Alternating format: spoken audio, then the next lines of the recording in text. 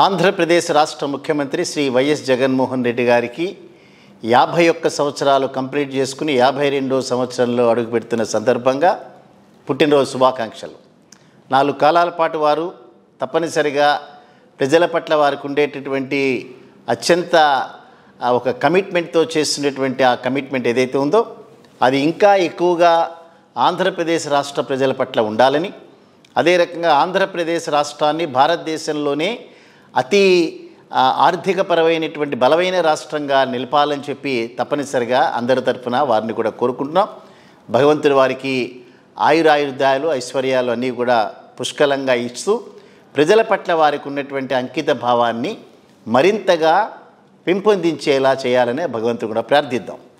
ఇక విషయానికి కనుక వస్తే వారి పుట్టినరోజు సందర్భంగా వాలంటీర్లందరికీ కూడా 750 రూపాయలని పెంచుతున్నట్లుగా వారి మంత్రివర్గ సహచరుడైనటువంటి కారుమూరి నాగేశ్వరరావు గారు తిరుమలలో వారు ప్రకటించినారు. ఇది జనవరి నెల నుంచి అమల్లోకి వస్తుందనేటటువంటిది వాళ్ళు చాలా క్లియర్గా స్పష్టంగా చెప్పారు. సో ఇవాళ ఆంధ్రప్రదేశ్ రాష్ట్రంలో ప్రభుత్వం తీసుకుంటున్నటువంటి అనేక రకాలైనటువంటి ప్రజా సహాయక చర్యలు ఏవైతే ఉన్నాయో వీటిలన్నింటినీ ప్రజలకు చేరవేయడంలో చాలా అత్యంత ప్రముఖమైనటువంటి పాత్ర వహిస్తున్నటువంటి వాలంటీర్ల యొక్క గౌరవ వేతనాన్ని 750 రూపాయలకి పెంచడం అనేటటువంటిది తప్పనిసరిగా ఆ కుటుంబాలకి రాష్ట్ర ప్రభుత్వం చేసినటువంటి సహాయంగానే కాకుండా పనిచేసేటటువంటి వ్యక్తుల యొక్క జీతభత్యాలు పెరుగుదల ద్వారా మాత్రమే సమాజంలో ఆర్థికపరమైనటువంటి అసమానతలు తొలగిపోవడానికి అవకాశం ఏర్పడేటటువంటి చర్యగా మనం అందరం కూడా భావించాలి. ఒక పక్క అభివృద్ధి జరుగుతూనే ఉంది అన్ని రాష్ట్రాల్లో, దేశాల్లో కూడా. నరేంద్ర మోడీ గారైతే చాలా ప్రముఖంగా మొన్ననే ఒక ప్రకటన విడుదల చేస్తూ రాబోయేటటువంటి మరి 5 సంవత్సరాల కాలానికి నేనే ప్రధానమంత్రిగా ఉంటాను, ఇవాళ ఏదైతే పటిష్టమైనటువంటి ఆర్థిక వ్యవస్థ ఏదైతే ఉందో అది రాబోయేటటువంటి రోజుల్లో ప్రపంచంలో 3వ అతిపెద్ద ఆర్థిక వ్యవస్థగా భారతదేశం రూపొందడానికి నేను చేసే ప్రయత్నాలు నేను చేస్తాను అనేటటువంటిది వారు చెప్పారు. సరే, అది జరుగుతుందా జరగదా అనేటటువంటి విషయాలు మనం పక్కన పెడితే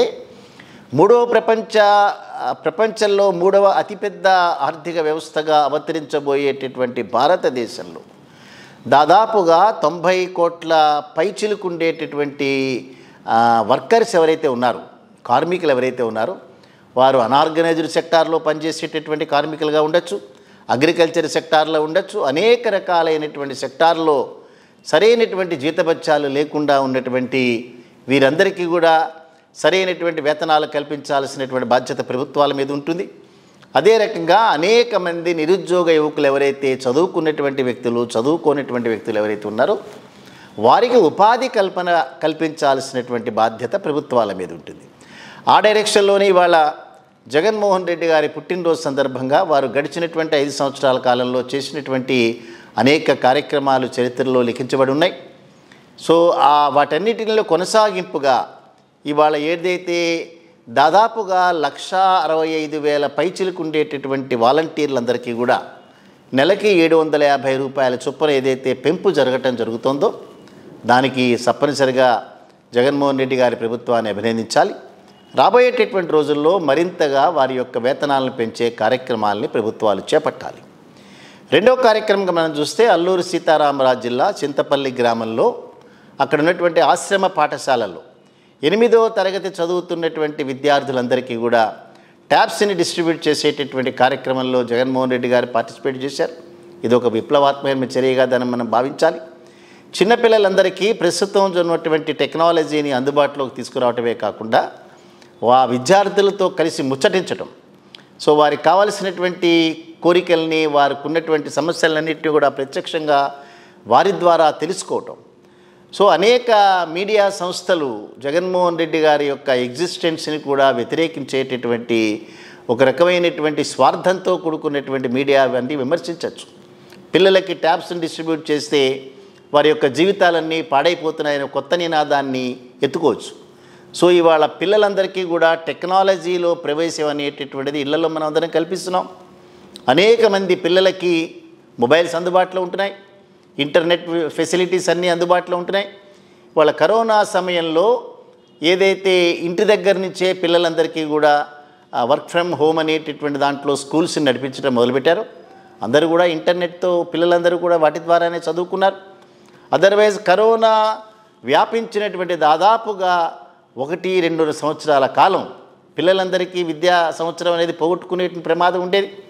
అవన్నీ కాకుండా ప్రభుత్వాలు, పేరెంట్స్, ఉపాధ్యాయులు చేసేటటువంటి టెక్నాలజీ అడాప్షన్ ఏదైతే ఉందో దాన్ని జగన్మోహన్ రెడ్డి గారి మీద ఉండేటటువంటి ఒక గుడ్డి వ్యతిరేకతతో రాసేటటువంటి రాతలు కానీ, చూపించేటటువంటి అనవసరమైనటువంటి ప్రయోగాలు కానీ ఎంత తొందరగా వాటిల్ని మానుకుంటే అంత మీడియాకి మంచిదిగా మనం వాళ్ళకి సలహా చెప్పాలి.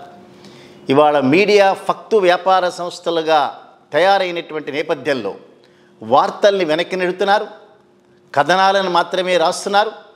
తనకి ఇష్టం లేనటువంటి ప్రభుత్వాలన్నిటి కూడా ప్రజల చేత ప్రత్యక్షంగా ఎన్నుకోబడినా కూడా వాటిల్ని పక్కకు పెట్టాలి, ప్రజల యొక్క అభీష్టానికి భిన్నంగా మనం బిహేవ్ చేయాలనే తాపత్రయం ఇవాళ ఆంధ్రప్రదేశ్ మీడియాలో కనిపిస్తోంది.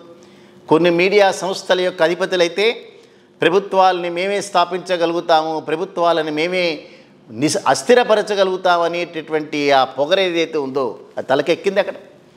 సో రాబోయేటటువంటి 2024 ఎన్నికల్లో ఆంధ్రప్రదేశ్ ప్రజలు తప్పనిసరిగా ఈ మీడియా సంస్థలన్నిటికీ కూడా ఒక రకమైనటువంటి బుద్ధి చెప్పాల్సినటువంటి అవసరం ఉంది.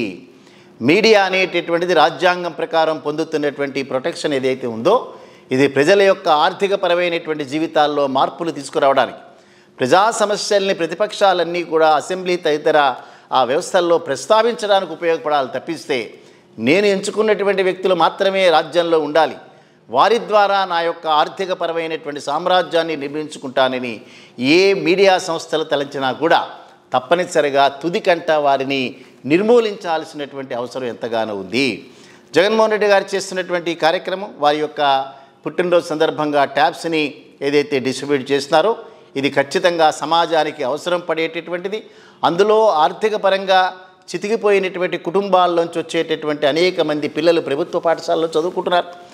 వారికి స్తోమత లేదు, వారికి టెక్నాలజీని అడాప్ట్ చేసుకుంటూ ఎదిగేటటువంటి ఆర్థికపరమైనటువంటి స్తోమత లేనటువంటి వ్యక్తులు, వారిని గుర్తించి ప్రభుత్వ పరంగా జగన్మోహన్ రెడ్డి గారు చేస్తున్నటువంటి సహాయం ఏదైతే ఉందో ఇది సదా కలకాలం జ్ఞాపకం పెట్టుకునేటటువంటి అంశంగా మనం దీన్ని భావించాలి.